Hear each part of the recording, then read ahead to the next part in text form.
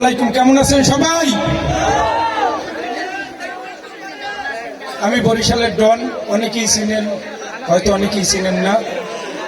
আমি ছোট্ট একজন কন্টেন্ট ক্রিয়েটর, আমি ভিডিও মেক করে থাকি।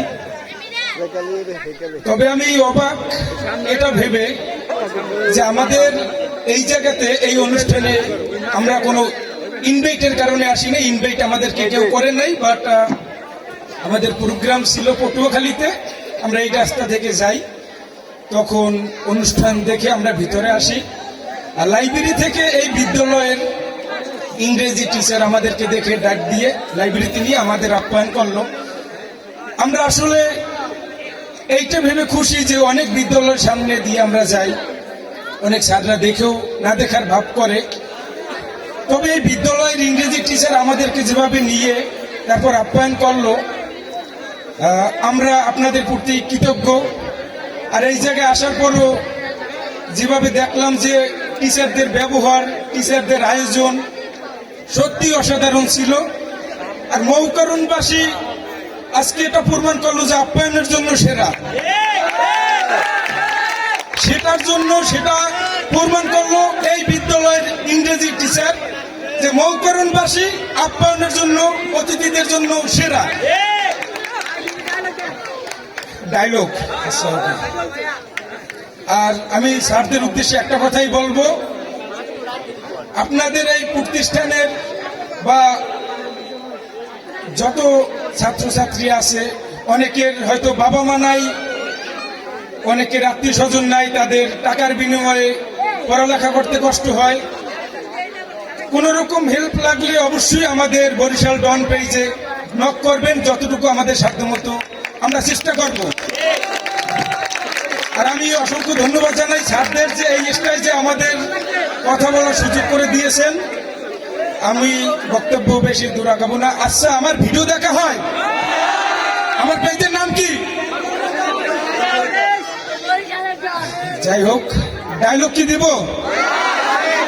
তো আমার ভিডিওর আমি কিছু ক্যাপশন বলি, সেটা হচ্ছে কি, আমি এক রিক্সাওয়ালা মামাদেরকে ধরি, যেটা অনেকেই জানেন না, আমি এটা ক্লিয়ার করি। তাদের সাথে ভিডিওটা কোনো রকম আগে বলি না, তাদের সাথে সরাসরি ভিডিও করি, শেষে তাদের যতটুকু সময় নষ্ট হয় তাদেরকে আমি ততটুকু পেমেন্ট করিয়ে দিই, যতটুকু সময় আমি নষ্ট করি। অনেকে হয়তো ভুল বুঝেন যে তাদের হয়রানি করি, এইরকমটা না। আসলে অনেক মামারা তাদের নাম্বারও দিয়ে দেয় যে ভিডিওতে লাগলে আমাদেরকে জানাবেন। আছে না, আপনার বয়স বাড়ছে কিন্তু সব কমে নাই। যাই হোক, আমার সাথে কিছু ভিডিওর ডায়লগ যেটা আমি নিজে দেখে হাসি, সেটা হচ্ছে, আমি এক রিক্সাওয়ালা মামাকে ধরি, আতর আছে, আতর তো সবাই চিনেন, তো আতরটা তাকে দিয়া তারপর বলতেছি, মামা আমার তো স্যামসাং কোম্পানির আতর, এই আতর তো তেমন একটা চলে না মার্কেটে। বাবা কি করতে পারি তাইলে? মনে হয় তোমার আতরের ঘেরান ভালো না। আপনি কি করেন মামা? এই আতর ইংল্যান্ড থেকে আইছে আমার কোম্পানিতে। তোমার কোম্পানি কই? আমি তো কোম্পানি আমার ঘরেই। কথা একটু লাগাই দাও। আমি তার হাতে লাগাইলাম, লাগানোর পর ঘেরানটা যখন নিছে, মামা তো খুবই সুন্দর। তারপরে দাড়িতে বাড়িতে ডললে একখানে করছে, মামা আতর তো ভালোতে চলে না কা? আর তো মামা আমরা দোকানে বিক্রি করি না, আমাদের আতরগুলো আমরা এইভাবেই বিক্রি করি। কিভাবে? আপনারা যে আমি 2 হাতে ডলার দিছি, 25 টাকা করে আমার 50 টাকা দেবেন। কইয়া কইলে তো আমি ডলাই দিতাম না। আমি কই, না বাবা আমার দিতেই হবে বাবা, আমরা এইরকমই বিক্রি করি, আমরা 2 হাতে ডলার দিছি, আমার 25 করে 50 টাকা দেবেন। আবার দাড়িতেও ডলার দিচ্ছে, নয় 50 টাকা, মোট 100 টাকা দেওয়া লাগবে। কারণ আমার উঠে কইতেছে, এ বেটা দুলুই তাইছো কি ডাহাতি করতে? তো যাই হোক, সবার উদ্দেশ্যে আমার একটাই কথা, আর ছোট ভাইদের উদ্দেশ্যে, শুধু নাচ গান করলেই হবে না, পড়ালেখা করতে হবে, ভিডিও দেখলেই হবে না, পড়ালেখা করতে হবে। আর আমরা মাদক মুক্ত দেশ গড়ব, আমরা পড়ালেখার পাশে থাকবো, খেলাধুলার পাশে থাকবো।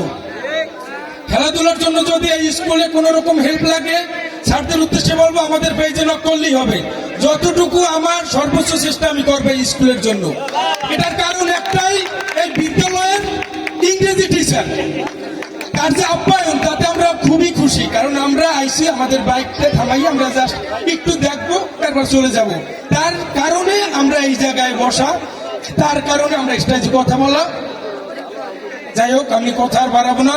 প্রতিটা টিচারের চেহারার ভিতরে আলাদা একটা ভালোবাসা কাজ করে।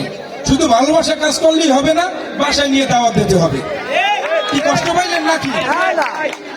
আচ্ছা, আপনাদের স্কুলের যদি কোনো স্টুডেন্ট এরকম থাকে যে বাবা মা নাই, পড়ালেখার জন্য কষ্ট হইতেছে, সিলেবাস পড়তে পারে না গাইডের জন্য, আমার পেজে নক করবেন।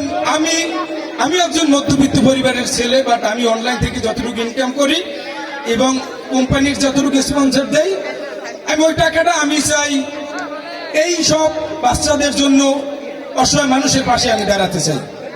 আমার জন্য দোয়া করবেন সবাই, কারণ আমার 20 তলা বিল্ডিং উঠানোর ইচ্ছে নাই। কারণ আজকে মরলে কালকে 2 দিন, মানুষ মরার পর তাকে কেউ মনে রাখে না।